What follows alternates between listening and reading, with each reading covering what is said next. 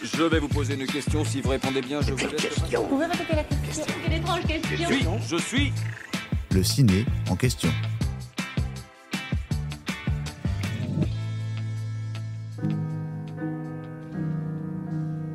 Shoah, nazis, grande maison, vie de famille, Auschwitz. On va évidemment vous parler de la zone d'intérêt. Les Français découvrent le film de Jonathan Glazer en janvier 2024. Dans les salles obscures, les spectateurs plongent dans l'horrible vie de famille quasi normale du commandant Oss et de sa femme Edwige pendant la Seconde Guerre mondiale. Le pitch, Rudolf Oss, commandant d'Auschwitz, et sa femme Edwige vivent dans une grande maison où leurs enfants peuvent grandir et s'épanouir. Une vie de famille normale ? Presque. Leur belle maison avec jardin est située juste à côté du camp de concentration et d'extermination qui a marqué l'histoire en tuant plus d'1 million d'hommes, de femmes et d'enfants à lui seul, principalement des juifs. Au casting, Christian Friedel dans le rôle du commandant Oss et la brillante Sandra Hüller, vue dans Anatomie d'une chute, dans le rôle de sa femme Edwige. En France, le film fait plus de 790 000 entrées. Grand prix au Festival de Cannes 2023, la zone d'intérêt remporte par ailleurs l'Oscar 2024 du meilleur film international et l'Oscar 2024 du meilleur son. Et pour cause, si les spectateurs observent à l'écran la vie des Oss qui se déroule à quelques mètres du camp de la mort, ils ne voient jamais ce qu'il s'y passe à l'intérieur. Mais ils entendent tout, les cris, les détonations, la détresse, la désolation. L'Holocauste est ainsi montré sous un nouvel angle, dans le hors-champ, tout aussi monstrueux et bouleversant. La banalité du mal y est encore plus insoutenable. En sortant de ce huis clos étouffant, on peut se demander à quel point ce film repose sur une histoire vraie, outre la réalité, effroyable, de ce complexe de la mort industrielle. En fait, le film de Jonathan Glazer est l'adaptation cinématographique du livre éponyme de Martin Amis, La zone d'intérêt, publié en 2014. Le titre de ces deux œuvres vient de l'expression employée par les nazis pendant la Seconde Guerre mondiale pour décrire le périmètre entourant le camp d'Auschwitz sur 40 km². Et c'est donc cette arène malsaine que Jonathan Glazer a voulu reconstruire pour créer, selon ses propres termes, un Big Brother chez les nazis, en utilisant un réseau de caméras de surveillance pour faire de son film une sorte de télé-réalité de l'horreur. Et le tournage a bien eu lieu en Pologne.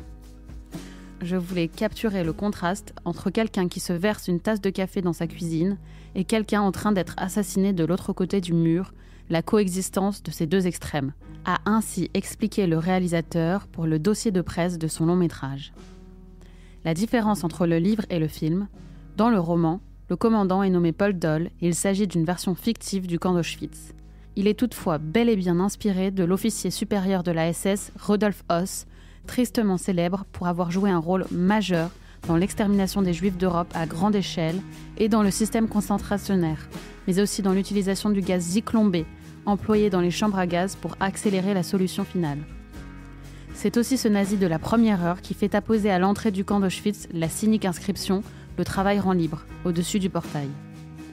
Après la guerre, Rudolf Oss se cache avant d'être dénoncé par sa femme, menacé de déportation en Sibérie avec ses enfants. Il témoigne au procès de Nuremberg et est exécuté en 1947 par pendaison à Auschwitz, tout près de la belle maison qu'il a occupée avec sa famille pendant la période où il dirigeait le camp. Tout un symbole. Car sur ce même terrain, le commandant a donc vécu, pendant près de 3 ans, une vie presque ordinaire avec sa famille, recevant des convives dans sa grande maison entretenue par des domestiques, alors que plus de 1,1 million de personnes ont été assassinées à côté sur ce seul camp, dont près d'1 million de juifs.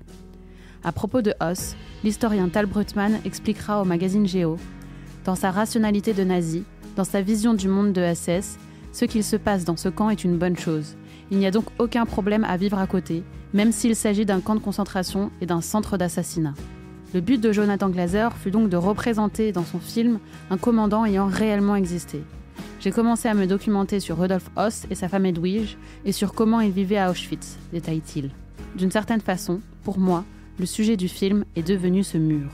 Le cloisonnement de leur vie et l'horreur vécue juste à côté. Je cherchais le moindre détail sur Rudolf Oss, sur sa femme Edwige ou sur leurs enfants. Pour reconstruire leur villa de rêve à côté du camp des cauchemars, Jonathan Glazer a retrouvé des photos de la maison du couple Oss. Une, en particulier, a marqué l'équipe du film. celle montrant Edwige et ses enfants debout devant un toboggan. Des preuves matérielles qui ont beaucoup aidé Chris Oddy, chef décorateur, chargé de construire la maison et le jardin de la famille.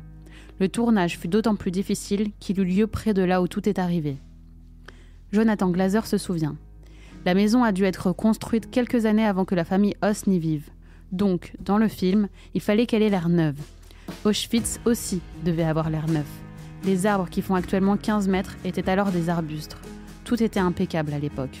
Et le chef décorateur d'ajouter.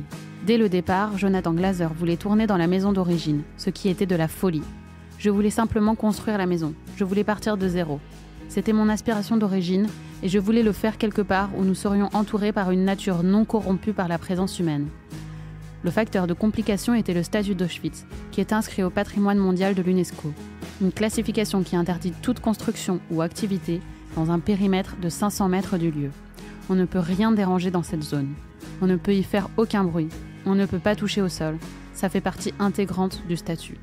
Le réalisateur et son chef décorateur ont donc, après avoir visité le camp et découvert ce qu'il restait de la vraie maison des Hoss, choisi de s'attaquer à un bâtiment abandonné à moins de 200 mètres de la propriété d'origine de la famille et donc à quelques mètres d'Auschwitz. Le tournage n'a ainsi pas eu lieu dans la véritable maison des Hoss, mais à quelques pas de celle-ci. La première chose que nous avons faite en février 2021 a été de planter les arbres pour leur donner du temps et nous assurer qu'ils survivraient puisqu'ils devaient être transportés, précise Chris Oddy. Une reconstitution minutieuse qui rend le résultat encore plus glaçant. J'espère que cet épisode vous a plu. Si c'est le cas, abonnez-vous sur votre plateforme d'écoute préférée pour retrouver de nouveaux épisodes chaque semaine. Et si vous en voulez plus, découvrez la télé en question et les séries en question sur les plateformes d'écoute et téléloisirs.fr. À bientôt.